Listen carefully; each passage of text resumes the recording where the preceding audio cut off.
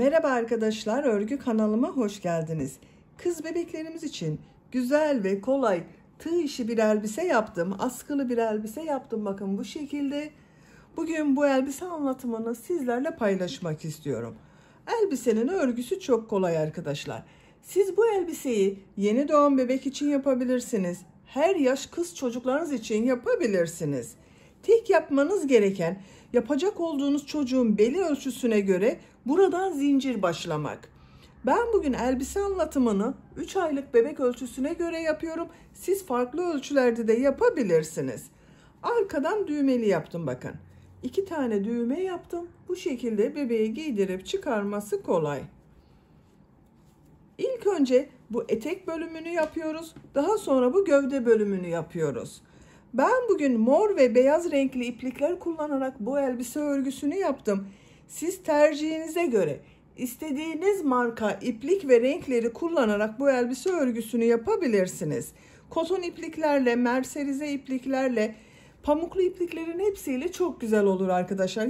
Yazlık iplik olarak istediğiniz marka iplikleri alabilirsiniz. Süslemeli yaptım, bakın etek örgüsünün buraya çiçek süslemeleri yaptım. Çok güzel oldu. Ben bu çiçeği hazır aldım. Siz tercihinize göre kendi yaptığınız çiçekleri kullanabilirsiniz. Bakın bunun üzerine bir de bu şekilde bolero yaptım. Bolero hırka yaptım. Bunda el örgüsü çiçekler kullandım. Tercihinize göre bu etek örgüsünün buralarda, askının burada bu çiçeklerden yaparak süsleme yapabilirsiniz.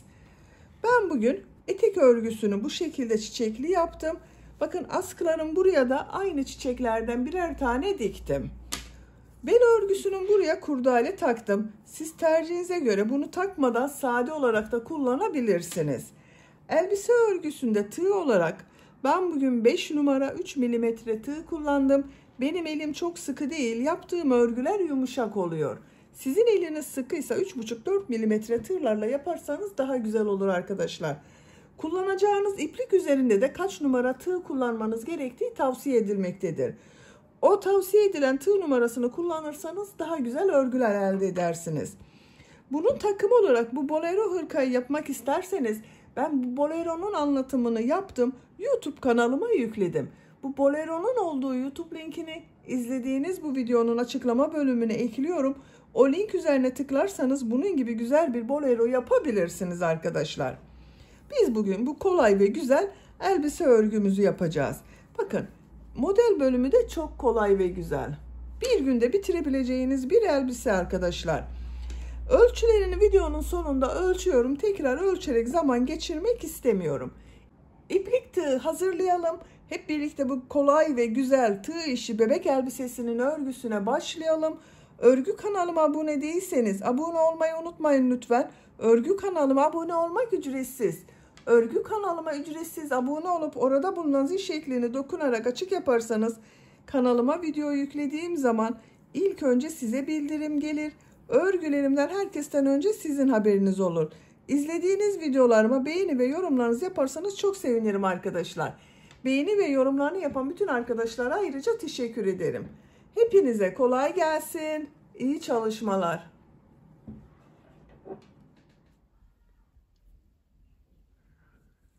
Zincir yaparak başlıyorum.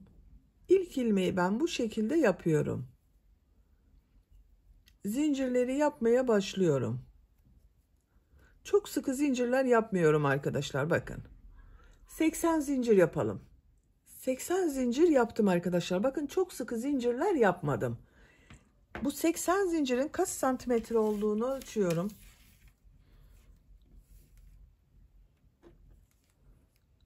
...37 santimetre zincir uzunluğu var. Benim elimin sıklığına göre 37 santimetre için 80 zincir yaptım arkadaşlar. Sizin elinizin sıklığına göre bu 37 santimetre için daha fazla sayıda zincir yapmanız gerekebilir. 3 zincirde dönüş için yapıyorum. 1, 2, 3. Tığ üzerine iplik alıyorum. 3 ilmek atlıyorum. 1, 2, 3. 4. ilmek içine trabzan yapıyorum. Bu ilmekler üzerine trabzan yapıyorum, bakın bu sırada. Her ilmek üzerine bir trabzan yapıyorum.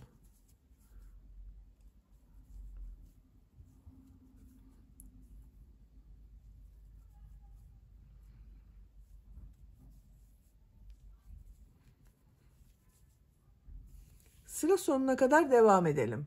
Zincirler üzerine trabzan yaparak sıra sonuna kadar tamamladım. Beyaz renk ipliği kesiyorum.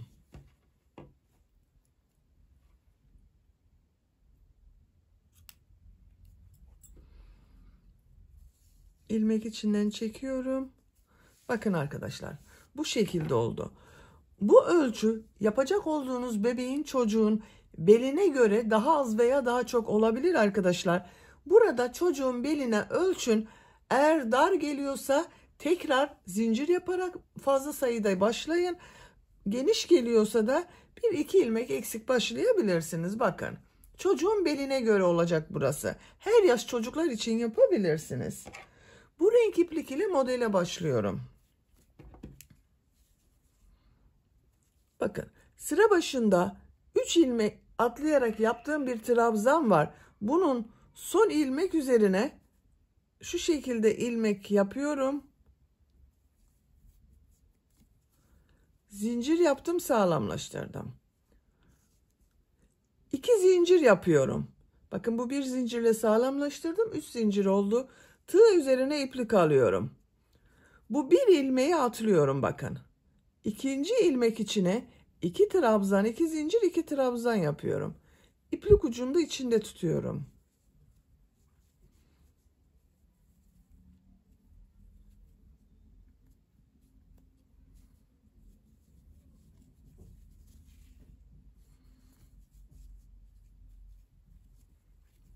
İki trabzan, 2 zincir, 2 trabzan yaptım.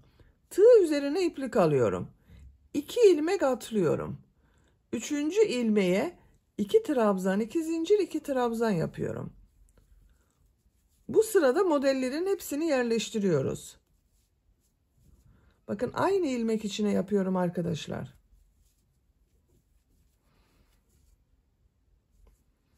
Tığ üzerine iplik alıyorum. 2 ilmek atlıyorum. Üçüncü ilmeğe 2 trabzan, 2 zincir, 2 trabzan yapıyorum.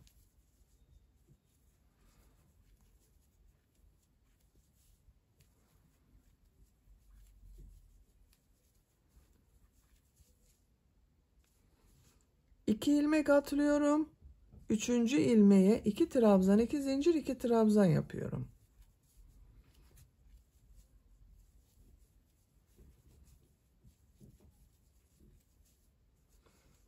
Bakın, bu şekilde oluyor. Sıra sonuna kadar devam edelim. Modelleri sıra sonuna kadar yaptım. Sıra sonunda bakın, bir ilmek atlıyorum. Son ilmeğe trabzan yapıyorum.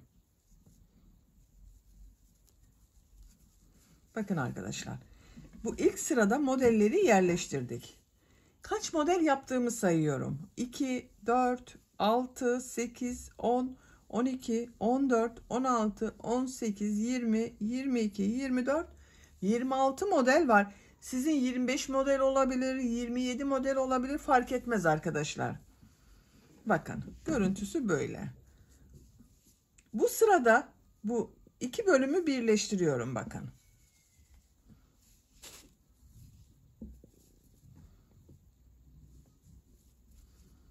Şu şekilde birleştiriyorum. Siz bunu daha büyük çocuk için yapıyorsanız bir sıra daha model sırası yaptıktan sonra birleştirirseniz daha geniş olur arkadaşlar. İlmek kaydırma yaparak model ortasına geçiyorum. 3 zincir yapıyorum. Bir trabzan yapıyorum. Bir sıra daha 2 trabzan, 2 zincir, 2 trabzan yapacağız. Bakın, 2 zincir yapıyorum. 2 trabzan yapıyorum. Tığ üzerine iplik alıyorum. Diğer model ortasına da 2 trabzan, 2 zincir, 2 trabzan yapıyorum.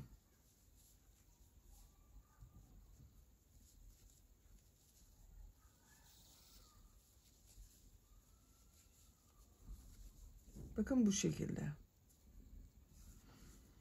Diğer model ortasına da aynı şekilde 2 trabzan, 2 zincir, 2 trabzan yaparak devam ediyoruz.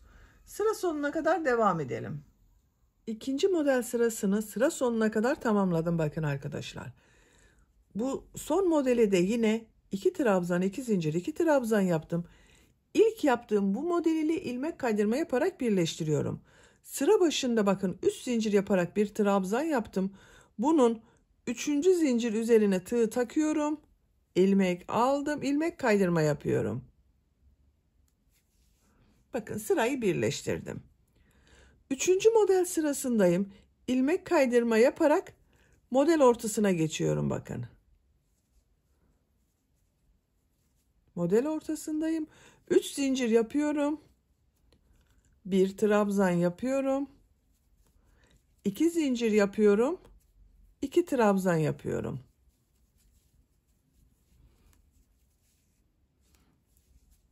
Diğer model ortasına yine 2 trabzan, 2 zincir, 2 trabzan yapıyorum.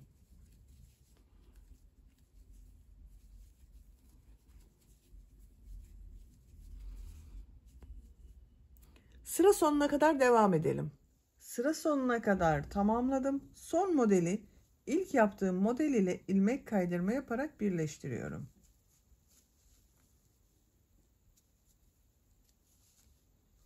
İlmek kaydırma yaparak model ortasına geçiyorum.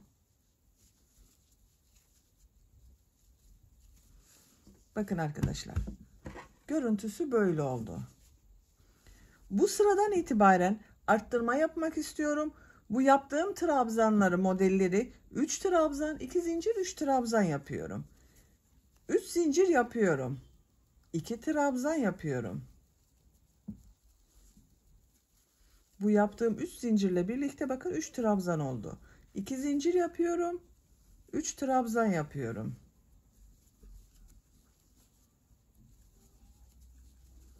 Tığ üzerine iplik alıyorum.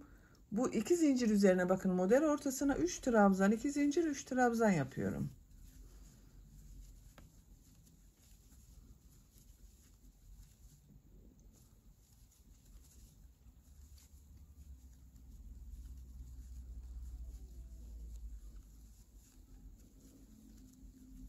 Üç trabzan, 2 zincir, 3 trabzan yaptım.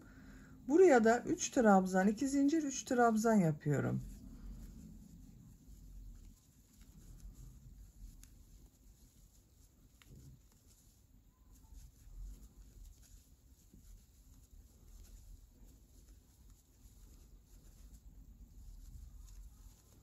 Bakın bu şekilde oluyor. Sıra sonuna kadar 3 trabzan, 2 zincir, 3 trabzan yapalım. İlmek kaydırma yaparak sırayı birleştirelim. Bir sonraki sırada yine 3 trabzan, 2 zincir, 3 trabzan model yapacağız.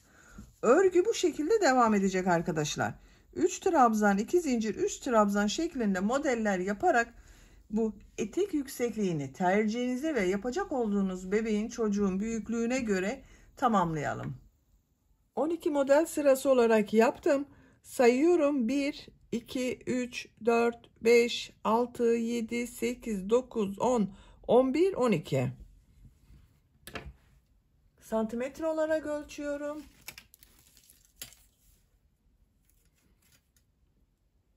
17 santimetre yükseklik var arkadaşlar. Burada bitirmiyorum. Buraya farklı bir model yapıyorum aynı renk ile. İlmek kaydırma yaparak model ortasına geçiyorum. 3 zincir yapıyorum.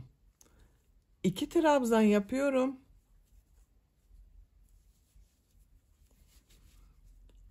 2 zincir yapıyorum. Bu son yaptığım trabzanın bakın şu ilmeğe tığ takıyorum. Sık iğne yapıyorum. Tığ üzerine iplik alıyorum. Buraya 3 trabzan yapıyorum.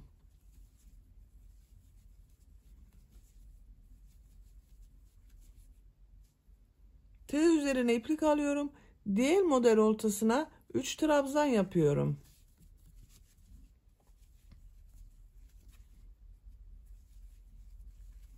Şimdi bu küçük pıtırcık modelini yapacağız yine.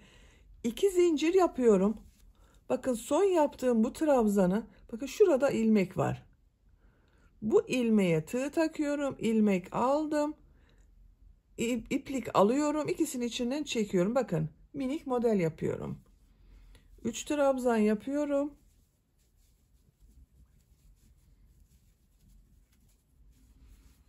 Diğer model ortasına 3 trabzan yapıyorum.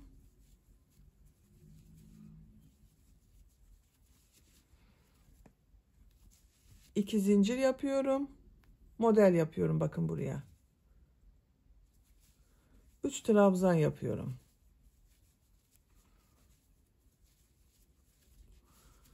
Bu şekilde görünüyor arkadaşlar. Sıra sonuna kadar devam edelim. Sıra sonuna kadar tamamladım. Son modeli ilk model ile ilmek kaydırma yaparak birleştiriyorum. İpliği kesiyorum.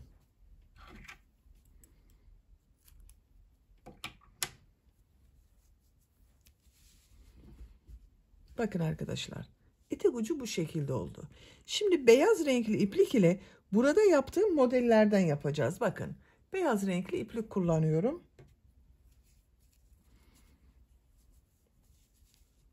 Beyaz renkli iplik ile modeli buradan başlayacağız arkadaşlar. Bakın, buralara model yapacağız.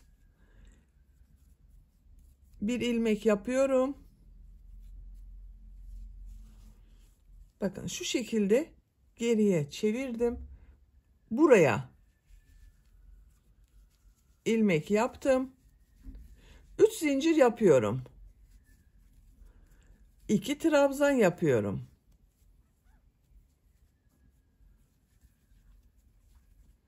2 zincir yapıyorum. Aynı yere 3 trabzan yapıyorum.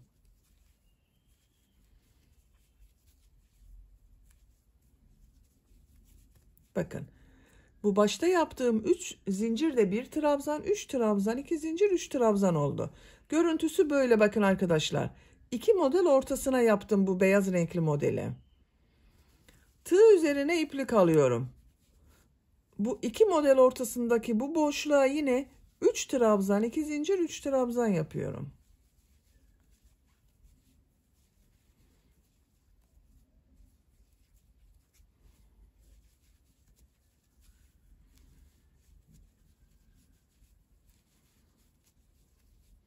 Tığ üzerine iplik alıyorum. Bakın, bu model üstte kalacak arkadaşlar. Bu son sırada yaptığım bu model üstte kalıyor. Buraya 3 trabzan, 2 zincir, 3 trabzan yapıyorum.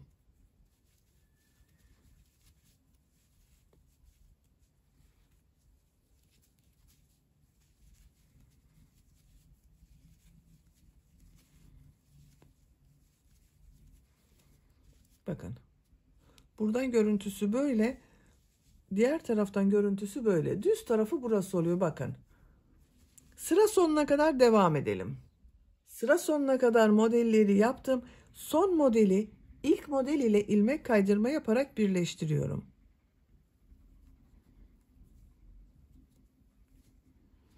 İlmek kaydırma yaparak model ortasına geçiyorum.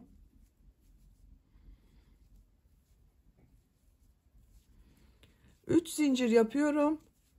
2 trabzan yapıyorum. 2 zincir yapıyorum. 3 trabzan yapıyorum.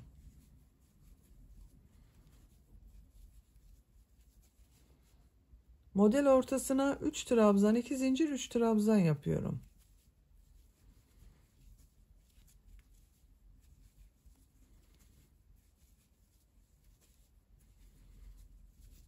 Bakın arkadaşlar, 3 trabzan, 2 zincir, 3 trabzan şeklinde model yapıyoruz. Sıra sonuna kadar bu şekilde devam edeceğiz. Görüntüsü böyle oldu bakın. Beyaz yaptıktan sonra model ile görüntüsü böyle oldu. Sıra sonuna kadar devam edelim. İlmek kaydırma yapalım. Sırayı birleştirelim. Bir sonraki sıraya yine 3 trabzan, 2 zincir, 3 trabzan yapalım. Birkaç sıra bu şekilde beyaz renk iplik ile modellere devam edelim. Beyaz renk iplik ile 3 model sırası yaptım. 1, 2, 3. Son sırada bakın ilmek kaydırma yaparak sırayı birleştirdim. Görüntüsü böyle oluyor arkadaşlar. Son sırayı yapıyoruz. Son sırada burada yaptığım gibi pıtırcıklı model yapıyorum. Bir zincir yapıyorum. Tığ üzerine iplik alıyorum. Bu 2 zincir üzerine 3 trabzan yapıyorum.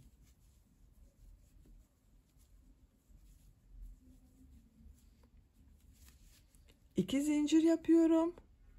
Bakın pıtırcık modeli yapıyorum. Bu ilmeğe tığ taktım. Pıtırcık modeli yaptım. 3 trabzan yapıyorum.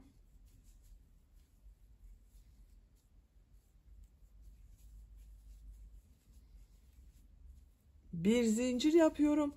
Bu iki model ortasına sık iğne yapıyorum.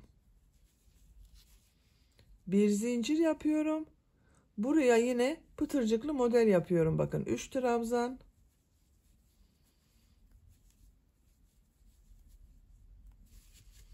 İki zincir yapıyorum.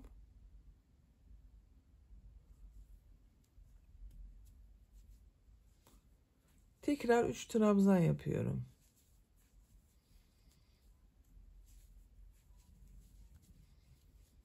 Bir zincir yapıyorum. İki model ortasına sık iğne yapıyorum. Bir zincir yapıyorum. Diğer model ortasına yine model yapıyoruz arkadaşlar. Bakın görüntüsü böyle oluyor. Sıra sonuna kadar devam edelim. Sıra sonuna kadar modelleri yaptım. Bir zincir yapıyorum. Burada yaptığım ilmek ile ilmek kaydırma yaparak sırayı birleştiriyorum. İpliği kesiyorum. Ben ipliği kestim arkadaşlar. İlmek içinden çekiyorum. Bakın bu şekilde çok güzel oldu model.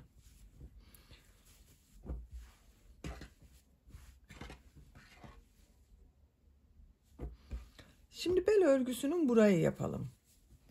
Beyaz renk iplik ile bakın yapıyorum. Buradan başlıyorum. İlk ilmekten ipliği bağlıyorum.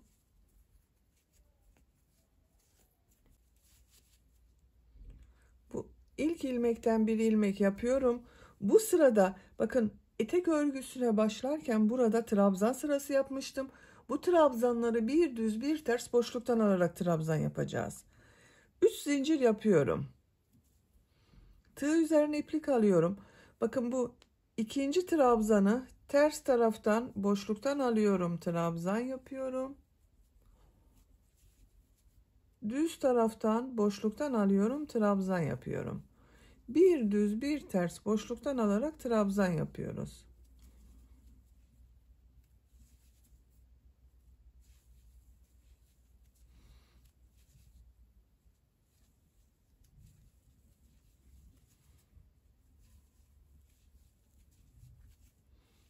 Bu şekilde görüntü elde ediyoruz arkadaşlar. Sıra sonuna kadar devam edelim. Trabzanları bir düz bir ters boşluktan aldım. Sıra sonuna kadar tamamladım arkadaşlar. Bakın en son trabzanı düz taraftan boşluktan alıyorum. Trabzan yapıyorum. Görüntüsü bu şekilde oldu. Bakın kabarık bir görüntü elde ettik. Bu sırada bu yaptığım trabzanları nasıl görüyorsam o yönde boşluktan alarak trabzan yapıyorum. 3 zincir yapıyorum. Örgüyü çeviriyorum. Düz tarafta görüyorum. Düz taraftan boşluktan alıyorum. Trabzan yapıyorum. Ters tarafta görünüyor. Ters taraftan boşluktan alıyorum. Trabzan yapıyorum.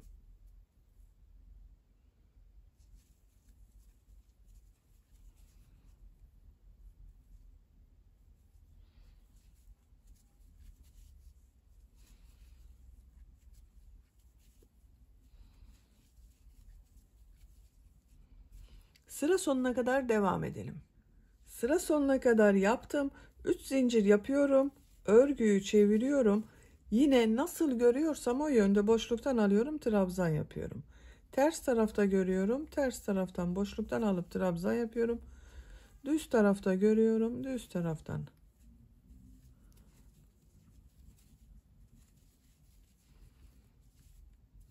Gövde bölümünü birkaç sıra bu şekilde devam edelim arkadaşlar. Gövde bölümün örgüsünü 9 sıra yaptım. 1, 2, 3, 4, 5, 6, 7, 8, 9. Santimetre olarak ölçüyorum. 7 santimetre yükseklik var. Ben bugün 3 aylık bir bebek için yapıyorum. Bu yükseklikte yaptım. Siz tercihinize göre daha uzun yapabilirsiniz. Yeni doğan bebek için yapıyorsanız bir sıra önce bitirebilirsiniz. Bakın. Burası gövde bölümü olacak. Bunları askı yapacağız sonra. Şimdi burada ipliği kesmeden önce düğme ilikleri yapmak istiyorum. Bu trabzana bir sık iğne yapıyorum. Düğme iliği için 7 zincir yapıyorum.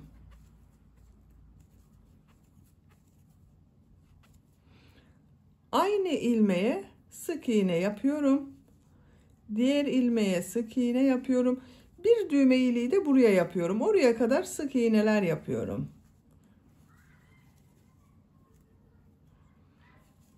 Siz isterseniz tek düğmeli olarak da yapabilirsiniz. Bakın diğer düğme iliğini buraya yapıyorum. Bir sık iğne yapıyorum.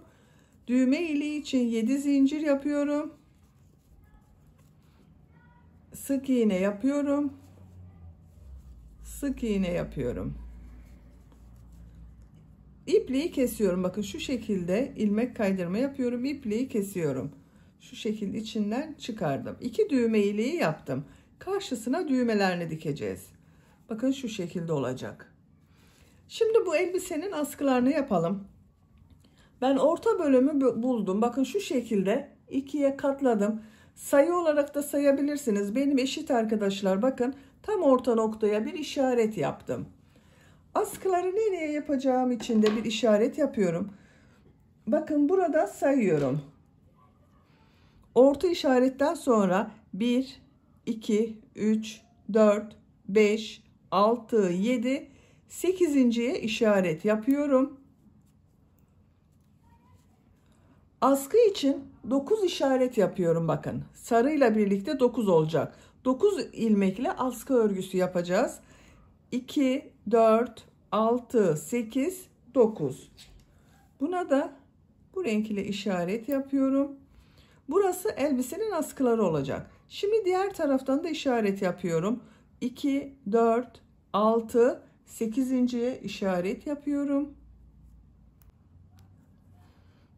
Diğer askı için bakın buraya 9 işaret yaptım. Buraya da 9 ilmeğe işaret yapıyorum. 2, 4, 6, 8, 9. Bu da diğer askı olacak.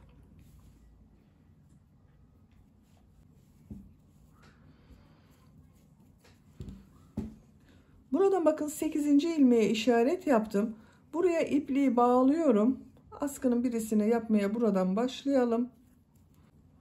Bu işaret yaptığım trabzandan ilmek yapıyorum. 3 zincir yapıyorum. Burada yine buranın devamı olacak. Nasıl görüyorsam o şekilde boşluktan alıyorum, trabzan yapıyorum. Bu 3 zincirde bakın bu ilk gördüğüm trabzan arkadaşlar. Ters taraftan boşluktan alıyorum, trabzan yapıyorum. Düz taraftan boşluktan alıyorum, trabzan yapıyorum. Ters taraftan boşluktan alıyorum, trabzan yapıyorum.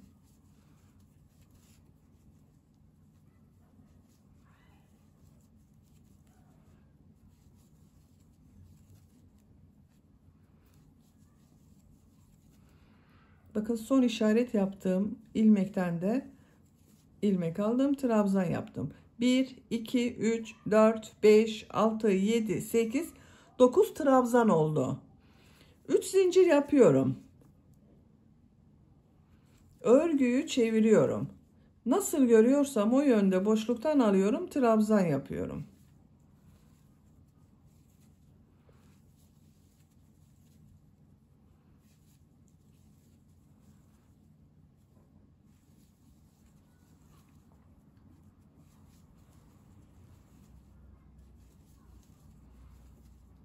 Bakın son trabzanı şu şekilde boşluğa takıyorum. Trabzan yapıyorum. 3 zincir yapıyorum. Örgüyü çeviriyorum. Nasıl görüyorsam o yönde boşluktan alıyorum. Trabzan yapıyorum.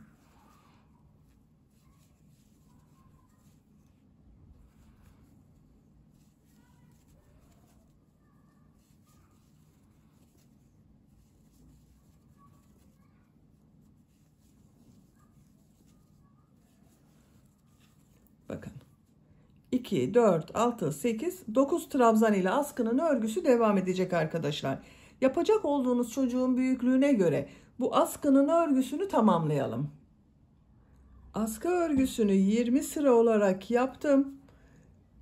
2, 4, 6, 8, 10, 12, 14, 16, 18, 20 santimetre olarak ölçüyorum.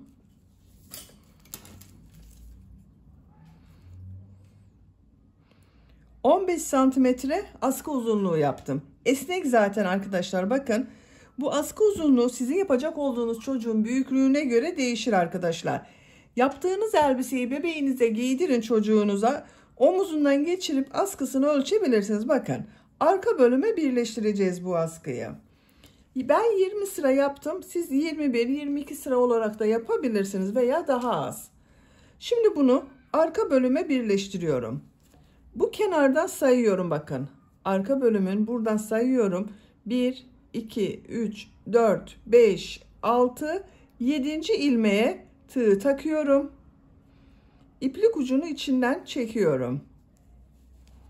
Şu şekilde örgünün ters tarafından yapıyorum bakın. İkinci ilmeğe tığ takıyorum. Askının ikinci ilmeğe tığ takıyorum. İlmek kaydırma yapıyorum. Üçüncü ilmeğe tığ takıyorum. Karşıdan da üçüncü ilmeğe bakın tığ takıyorum. Her ilmeği karşılıklı gelecek şekilde ilmek kaydırma yaparak birleştiriyorum.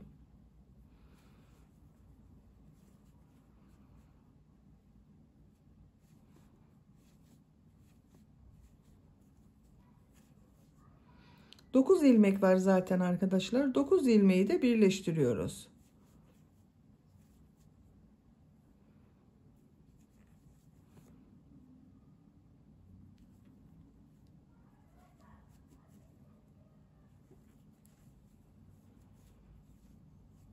Son ilmeği birleştiriyorum. İpliği kesiyorum. Ben ipliği kestim. Bakın şu şekilde içinden geçirdim. Düz tarafın görüntüsü bu şekilde oldu. Askının birisini yaptık. Şimdi diğer askının örgüsünü yapalım. Bu askıyı başladığımız gibi başlıyoruz. Bakın burada 9 ilmek işaretledim mavi işaret ile. Buradan ipliği bağlıyorum. Bir ilmek yapıyorum bakın. 3 zincir yapıyorum. Tığ üzerine iplik alıyorum.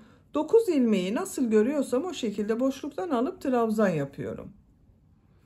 Düz tarafta görüyorum. Düz taraftan boşluktan alıp trabzan yapıyorum. Ters tarafta görüyorum. Ters taraftan boşluktan alıyorum. Trabzan yapıyorum.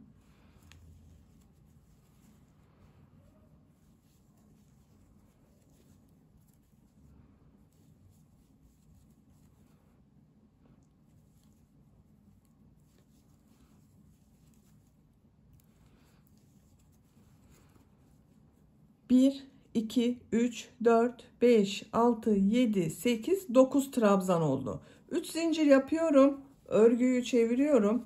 Nasıl görüyorsam o şekilde boşluktan alıp trabzan yapıyorum.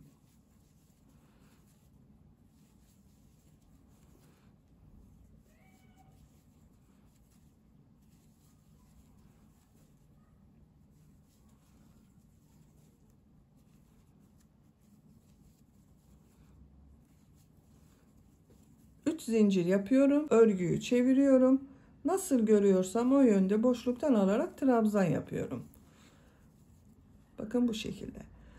Bu askıyı kaç sıra yaptıysanız bu askının örgüsünde aynı sırada tamamlayalım gelelim. Ben 20 sıra yaptım. Bu askının örgüsünde 9 trabzan ile 20 sıra yapıyorum. Askı örgüsünü 20 sıra yaptım. Bakın bu askıyı da 20 sıra yaptım. Bunu da 20 sıra yaptım. Şimdi bu askıyı diğer askıyı bir yaptığımız gibi arka bölüme birleştireceğiz. 9 trabzan burada var. Bakın bu askının burada 6 ilmek boş bıraktım. 2, 4, 6, 9, 6, 15. Başlangıçtan sayıyorum. 2, 4, 6, 8, 10, 12, 14, 15.'ye işaret yaptım. Bu 15.'den itibaren birleştirmeye başlıyorum. Bakın şu şekilde yerleştiriyorum.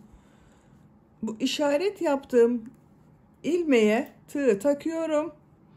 İpliği içinden çekiyorum.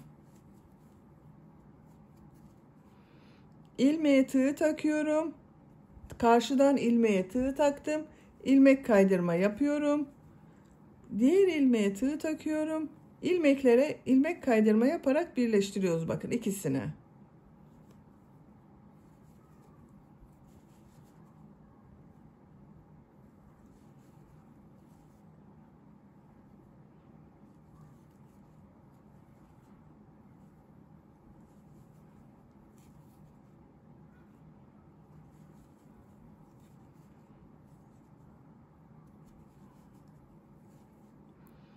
Son ilmeği birleştiriyorum. İpliği kesiyorum.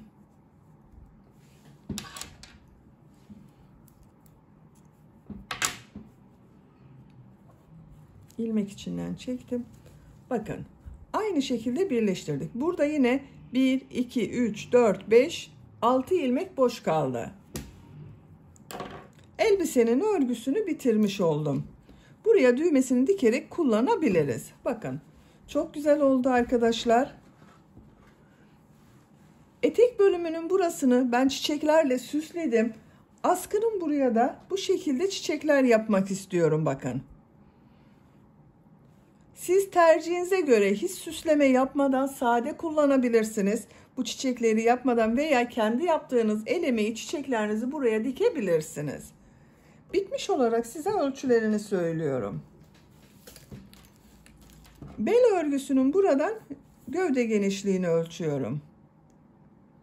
22 santimetre. Bakın bu gövde bölümü çok esnek oldu arkadaşlar. Burayı ölçüyorum. Bakın şu şekilde ölçüyorum. Burası 20 santimetre. Yüksekliğini ölçüyorum. Kol altından bakın buradan yükseklik 27 santimetre. Askıyla birlikte yüksekliğini ölçüyorum. 35 santimetre. 3 aylık bebek için yaptım, bu ölçüde oldu. Bu elbise yüksekliğini tercihinize göre siz istediğiniz kadar uzun yapabilirsiniz. Beni dinlediğiniz ve izlediğiniz için hepinize çok teşekkür ederim. Örgü kanalıma abone değilseniz abone olmayı unutmayın lütfen. Örgü kanalıma abone olmak ücretsiz. Örgü kanalıma ücretsiz abone olup orada bulunan zil şeklini dokunarak açık yaparsanız kanalıma video yüklediğim zaman ilk önce size bildirim gelir. Örgülerimden herkesten önce sizin haberiniz olur. İzlediğiniz videolarıma beğeni ve yorumlarınızı yaparsanız çok sevinirim arkadaşlar. Sizlerle yeni örgülerde görüşmek dileğiyle. Hoşça kalın, sevgiyle kalın.